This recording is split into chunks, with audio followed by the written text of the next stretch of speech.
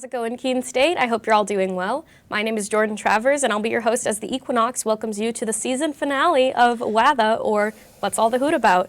The show where we give members of student organizations and clubs around campus a chance to use their voice and share their experiences with the community.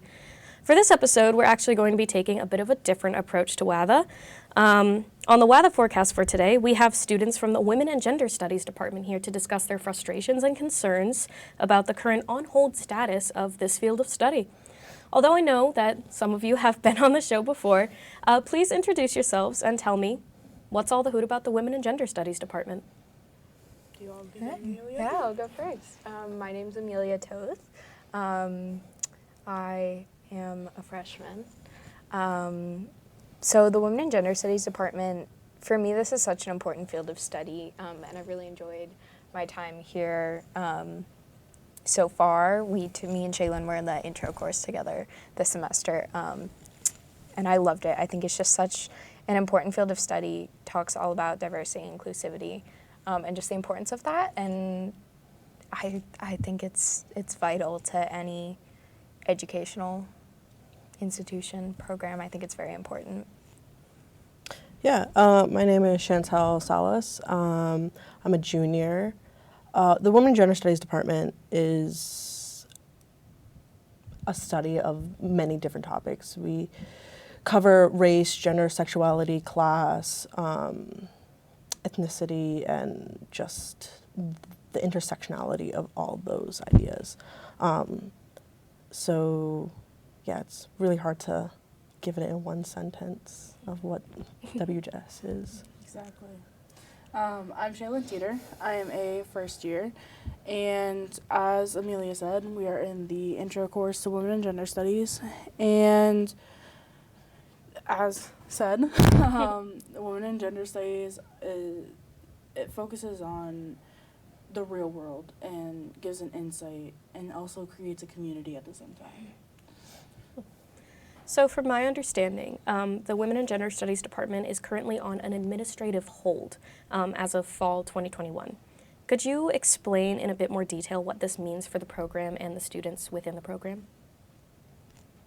Yeah, I mean, so with it being on administrative hold, that means no student, incoming or current, can be in the WGS major. We do have a minor, however, that's not enough. With a minor, you're not able to explore certain aspects within the department. So as for myself, I declared the major just before it got cut. I was told that I didn't really necessarily have to, it wasn't a dire need to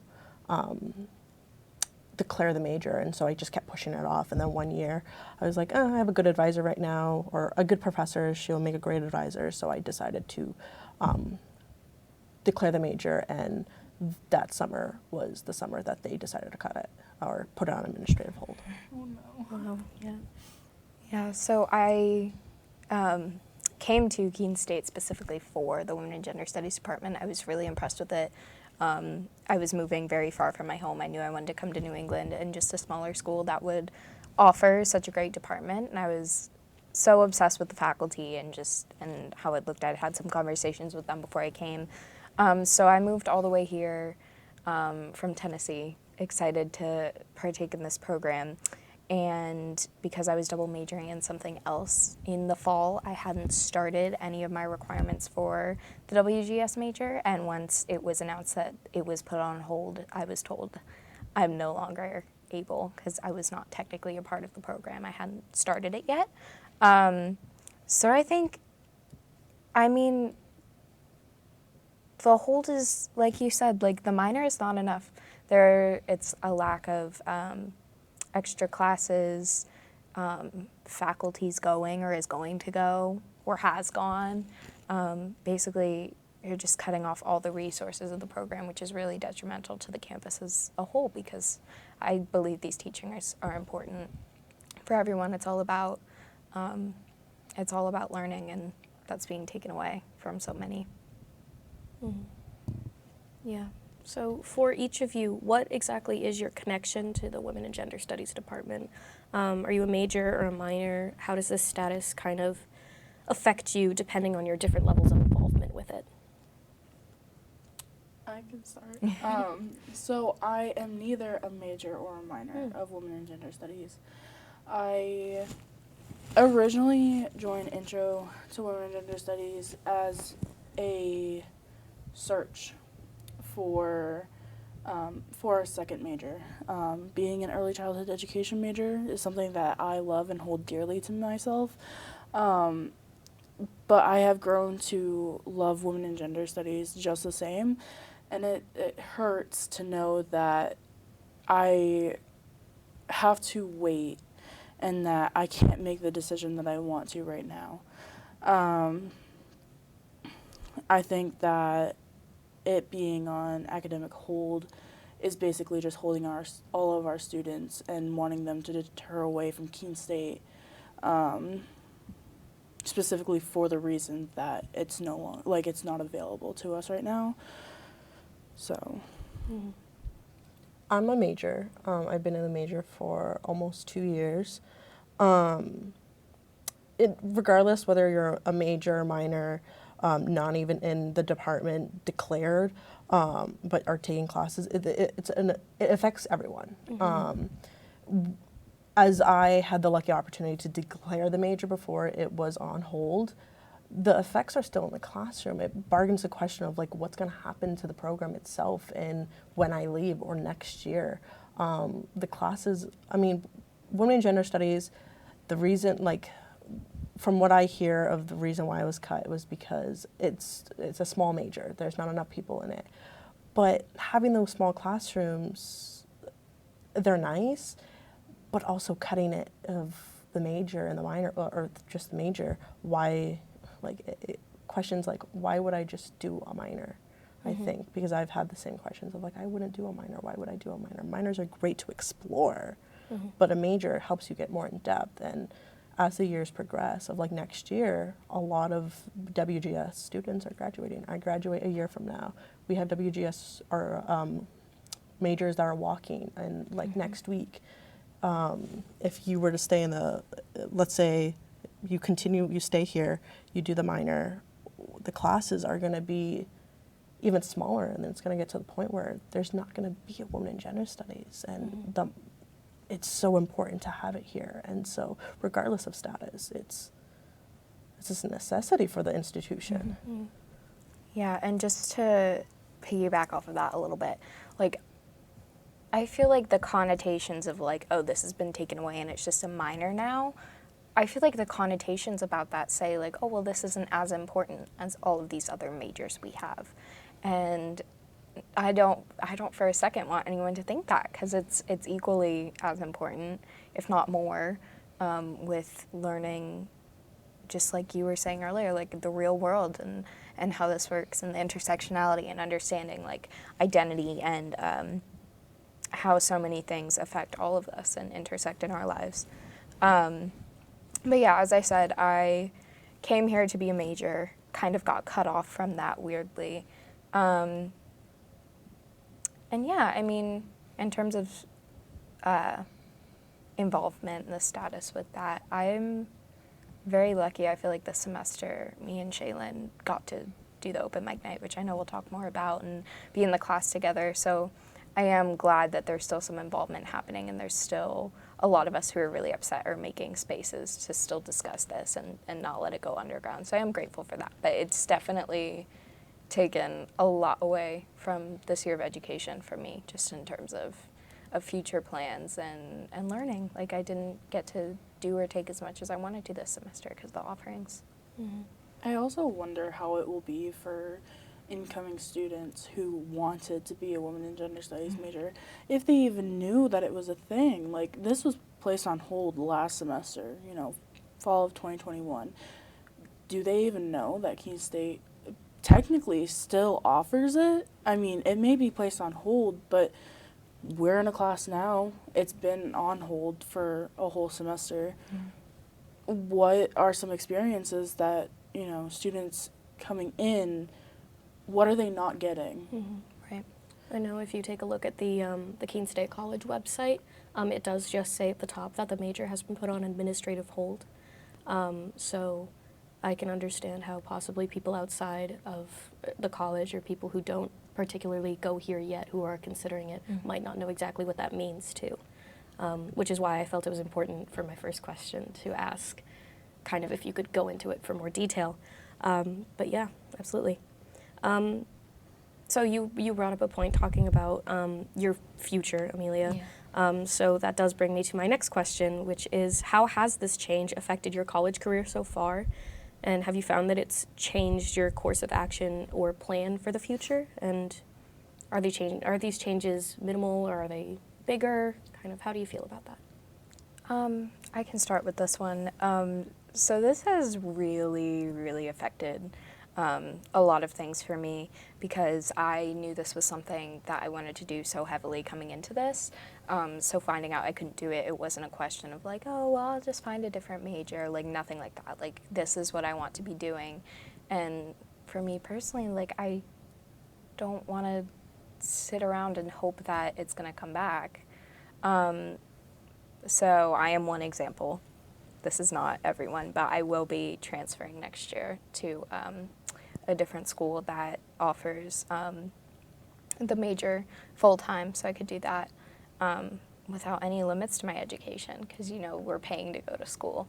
Like, I'm not just going to cross my fingers. And, I mean, I'm actively trying to help here. Like, I'm not just sitting around twiddling my thumbs. I'm trying to do a lot to help bring it back here. But for me personally, like, I've just felt like I've done as much as I could this year, and it's just time for me to move on. It's so early in my education, too. Like, I need to figure out what's next. But that is not to say I'm abandoning this. If you guys need me, you have my support always on this, because it needs to come back. But for me, that's obviously the biggest change that this is kind of inflicted. I'm privileged enough that I started and declare it at the right time. And I'm graduating again next year. I've already done my capstone for WGS. I'm missing like one class, and that's it. So I'm privileged enough to be already pretty much finished with the department or the program itself. But that doesn't mean I'm going to stop taking classes. But as in, like what was just said, there's other students who are suffering the same exact situation. They were accepted to Keene State College. They were admitted. They declared, they said, I'm coming here as a woman in gender studies major. They said, okay. They come here, come to find out they're on campus and they're being told you can't be in this major anymore. You're not allowed to be in this major. And it's not like they were like, oh, I think I might do women in gender studies or something else. They came in with the specific mindset of being a women in gender studies major, comes to this institution and they're no longer able to take it. And the communication to incoming students with that has not been appropriate. And then they kind of are like, oh, there's a student that was, I believe, it was in one of my classes. She was saying how she came in with women in gender studies, was told she cannot do it. They said, like, do something else. She didn't know what to do. She's a sociology major. It's not the same. And so it's like, again, I'm privileged enough to be able to be finished or be finishing. But there are other people who are coming in who do not have the same privileges, and they're stuck with a minor. And again, the minor is not enough.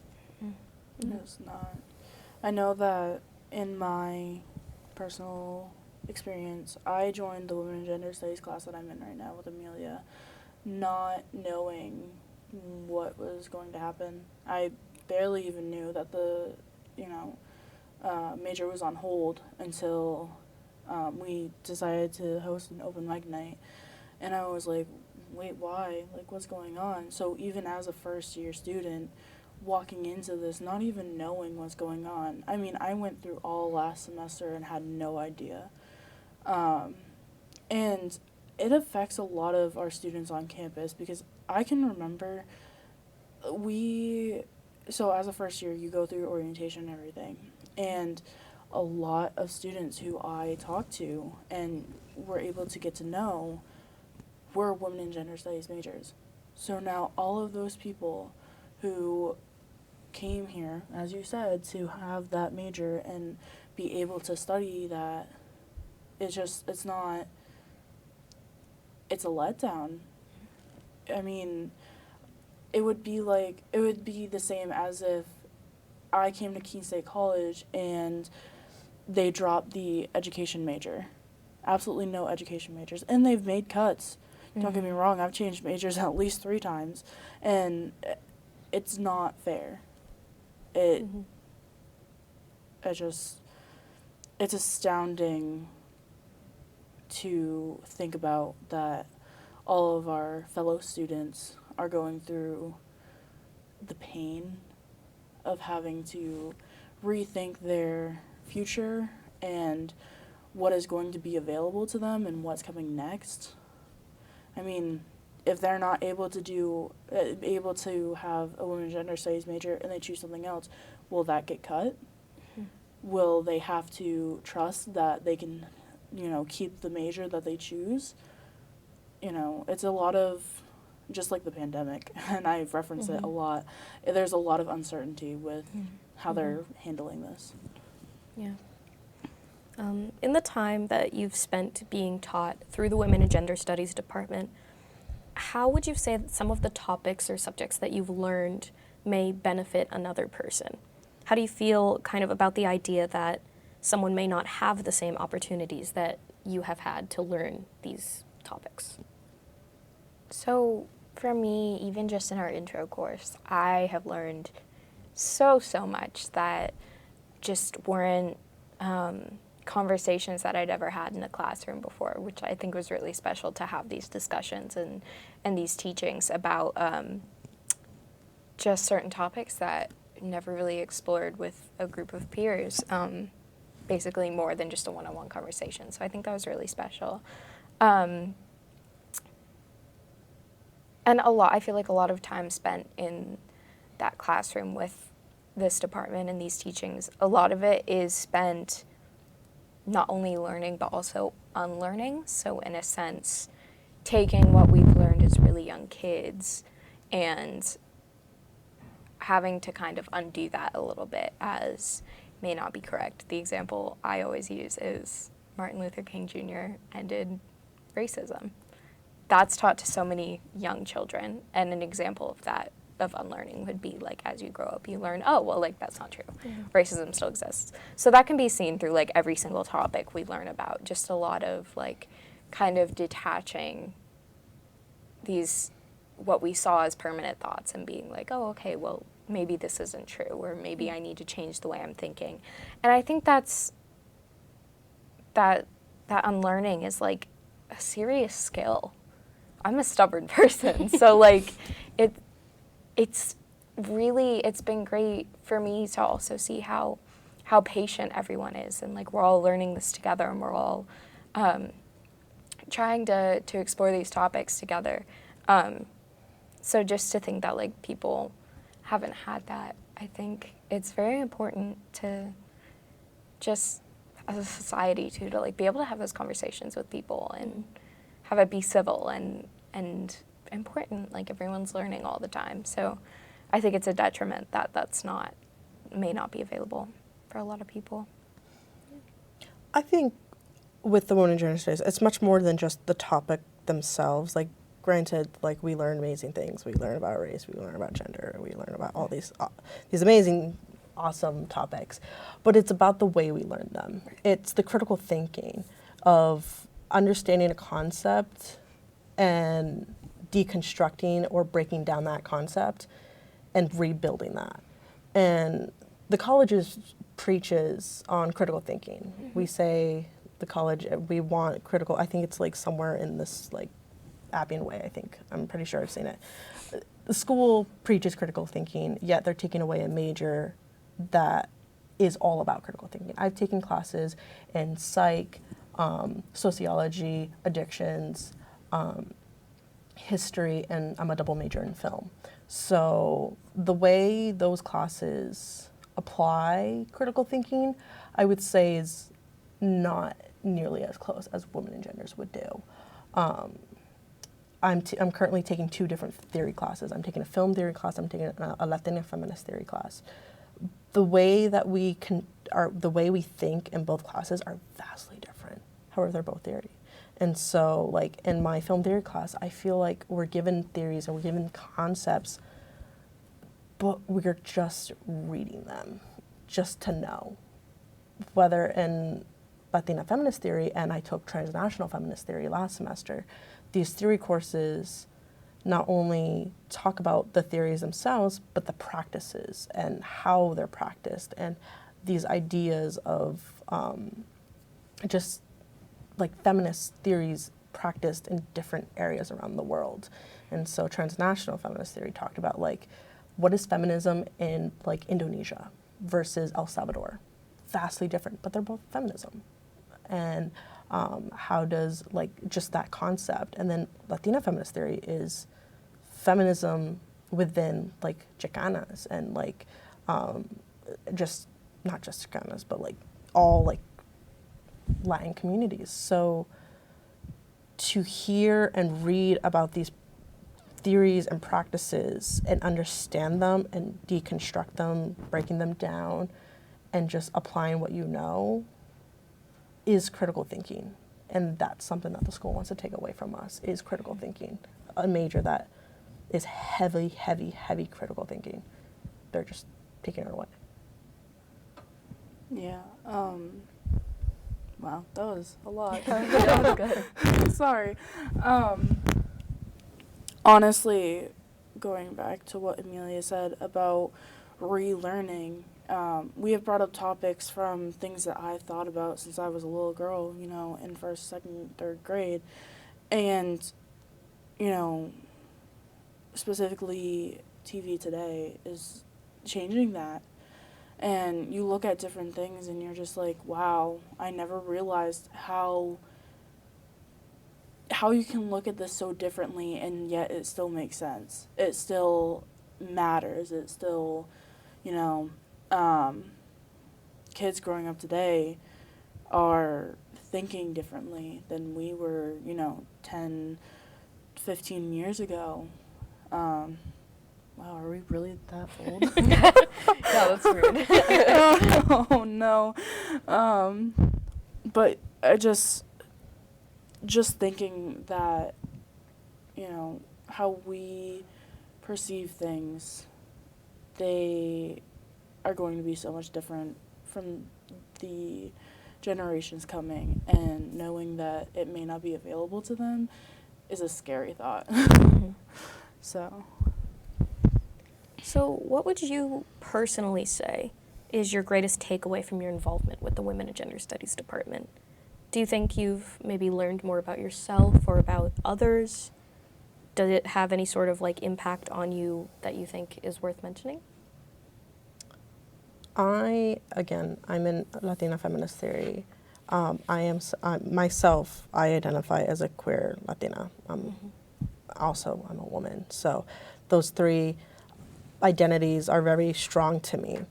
And I've gone through my whole life. I'm 22. Yes, I just turned 22.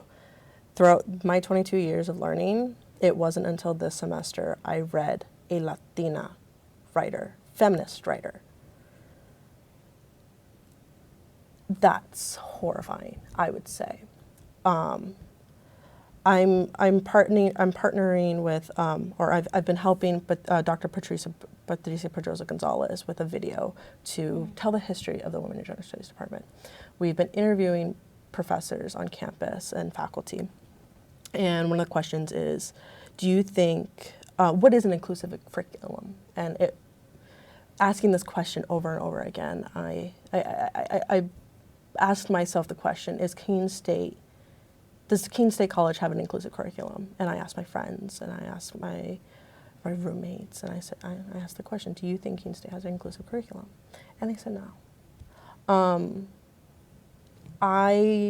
In film theory, film history, we learn about white men who've created these amazing films. We even learn about the impact that, what is that movie called? It's a horrible movie. I can't even remember it. It's D.W. Griffith. Birth of a Nation? Birth of a Nation. Yes, thank you. We still talk about that movie, Birth of a Nation. That's so bad. I'm in a film class. We also discussed that It's movie. a horrible film. It's incredibly racist. It was shown at the White House. I mean, granted, the White House has its own issues, but Oh no. I took a class that talked about Latino women. That is the first class I've ever had to be talked about my own identity. That was the first time I found out that women like me, women like myself, have a place in academia. No other class is talking about that. What other class do you talk about, like, Latin America, Latino women, queer Latino women? What, Holocaust and genocide? Maybe. And so taking that away, like, women and gender studies is much more than just an education or a way of learning or a way of thinking. It's one to identify with oneself. And taking that class meant extremely well to me. There was concepts and ideas that I was learning that I was like, oh, I grew up with that. We read about La Llorona and who she was and like the meaning and the symbolism behind her. I'm like, I know who she is. I was told stories about her. And so that's my greatest takeaway of like women and gender studies is it's a way to find yourself when I would say you're lost. I think I've felt lost within, there's no example of me within academia and then I find it. And it's because of women in gender studies. No other department has ever done that before. So. Yeah. That was great. It was. So I guess now, what do you think about the future of Women and Gender Studies Department? Do you have any ideas as to when you think it will ever be taken off administrative hold, if at all? So next week, May 2nd? Yeah. Yes. A Monday? Okay. At 2:30, there's a Zoom panel kind of thing where the provost, the dean, hopefully the president, Hopefully. they're all going to be coming together to talk to students, faculty, whoever shows up, just about the hold and like how it's affected us. I'm hoping they see this video, even if it's not before then. I hope they see it eventually. To just really hear our voices. The hope, obviously, is that it will be taken off hold. We did, a bunch of people in the Women and Gender Studies Department collaborated on this letter that we got a bunch of signatures for and sent in, and that's kind of what formed this panel. So we took the steps, we made it happen. I'm really glad to have been a part of that. So, I mean, the hope is that it's taken off hold. I don't know when that would be. I don't know what the state of it would be if it was. I don't know.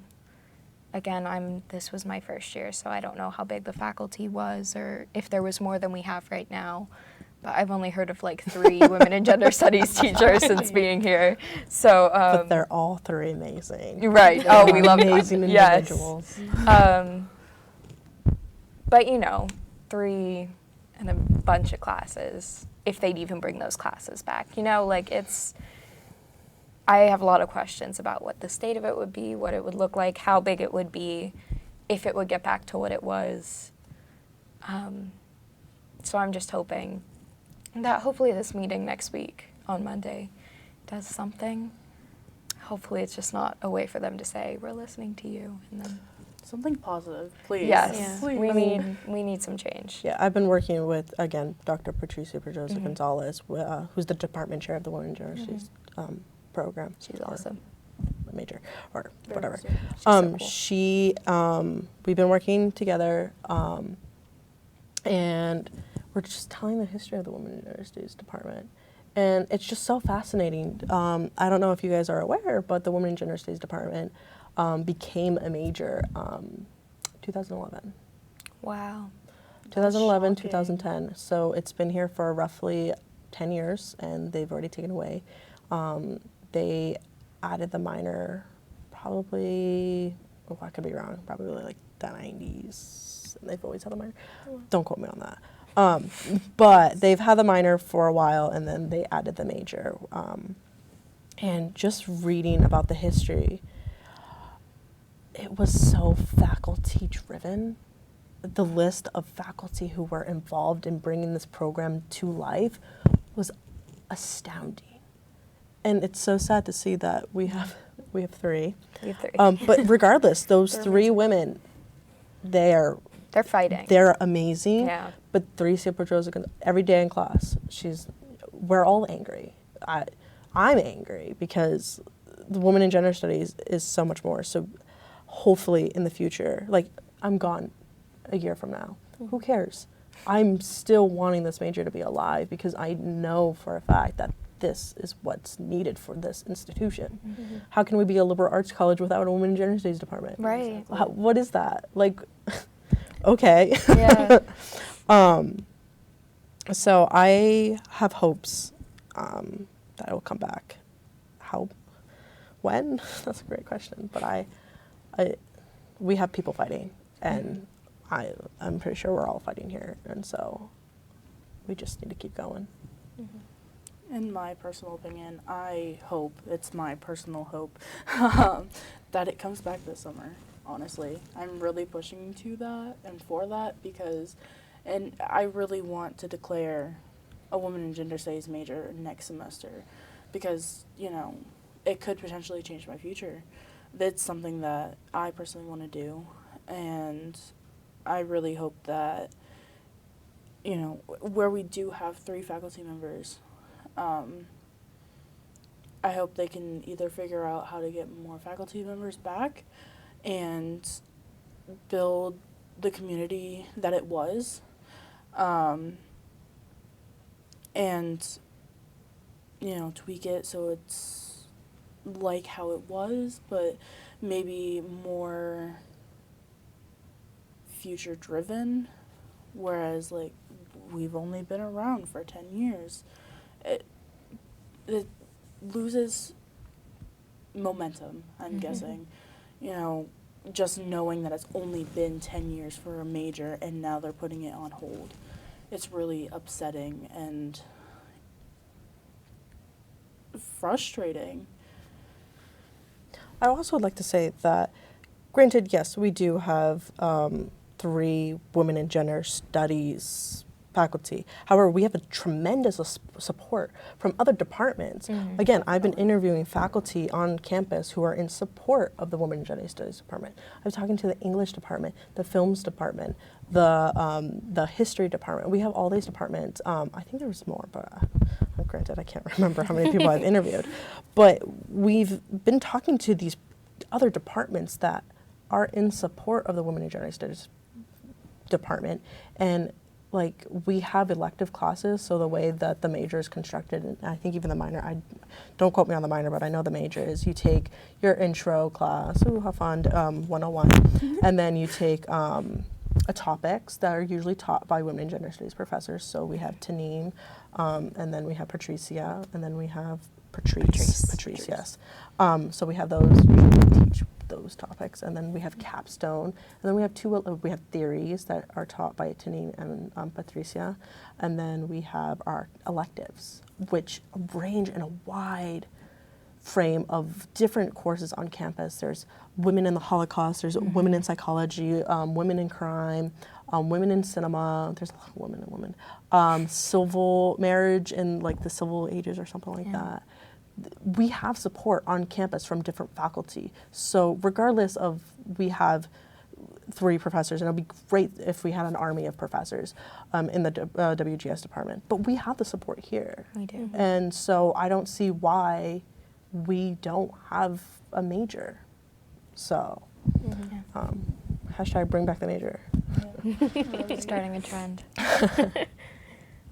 So I saw that the WGS department, in partnership with the Feminist Collective here on campus, held an open mic night in the Night Owl Cafe on Monday, April 25th, I believe. Yes. So to those of you who could make it, what were some of your goals for that event? And would you say it was successful? So I emceed, and I would say that our turnout was amazing. I mean, we have like a good 25 to 30% were from people from like former faculty, friends that don't even go to Keene State College We that had a lot of community. that you know, have heard about it. We had at least one organization, New Hampshire Youth Movement,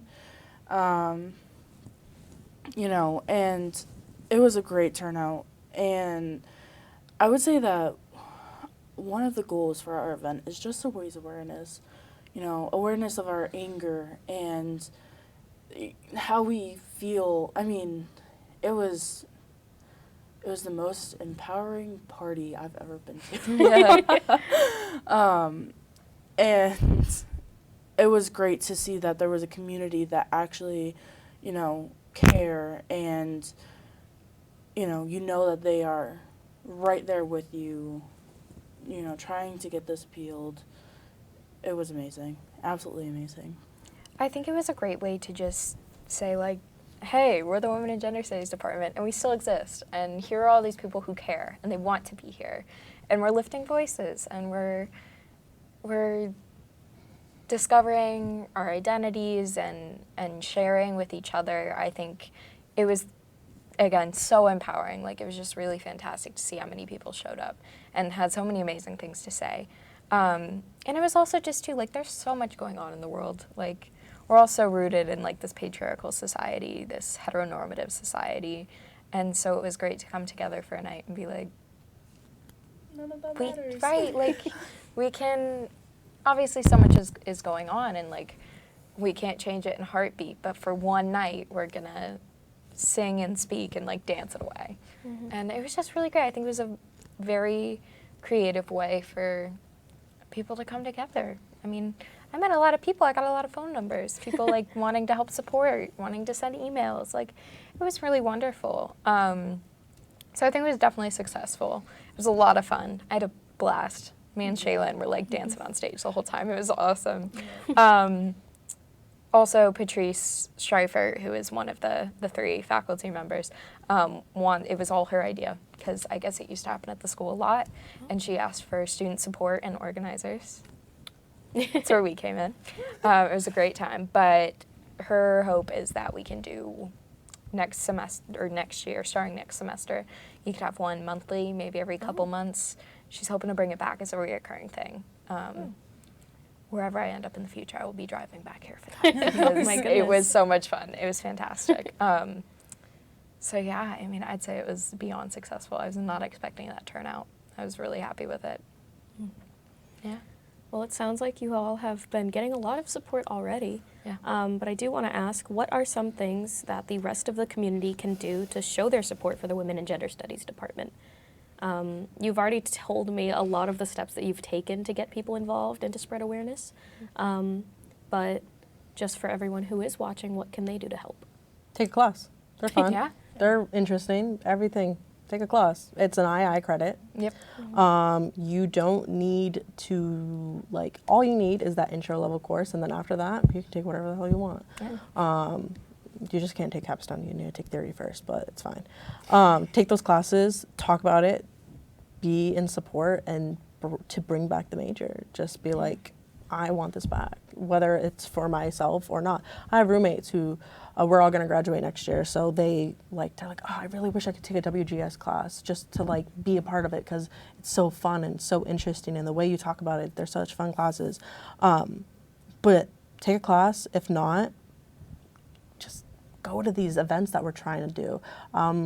What was it, Wednesday, we had a podcaster come to campus in part of the Women and Gender Studies department. Then we had the open mic, and hopefully we're trying to do more. Look out for the fall. There should be a video coming out, hopefully, fingers crossed. And we have more planned. I know I've been talking to Patricia, and we're not done. And I think that's the thing. To be angry and tired, you can kind of breeze through it, but to be angry and be awake, I'm not tired to stop fighting. So, yeah, we haven't heard. We're just getting started. Yeah. I mean, like you said, like, take the intro class. It's a credit. I know we had, like, 25, 30 people in our class. We had a lot of people in our class this semester, and a lot of them were there for the credit because they thought it sounded interesting. And That was the first thing that she ever asked us when we Yeah, walked she's like, into class. why are you here? And everyone was like, the credit. Yeah. But They've read the little blurb that's underneath, like, why do you want to sign up for this class? Or, like, what does it entail? And everybody's like, yeah, it sounded pretty awesome. I know that's why I joined. yeah, I mean, I just thought it was fantastic. I mean, everyone was talking. Like, we just had full class discussions, and I mean, we all did final projects and stuff. We all presented, and just some of the things everyone had to say was amazing, in whatever way they said it. So, I mean, take the intro class, if anything. Like you said, there's more. You don't even need to take the intro class. If you want an II credit, upper level ISP, get 2-in-1 critical ethnic studies. It counts for both. I did it. I took it for fun. And then I knew a lot of people that took it for the credit. It counts. It doesn't take the intro class. Take critical ethnic studies. Both are fun. I'm really glad you're here because I did not know that. I also didn't know. Honestly. Freshman. It's so fun.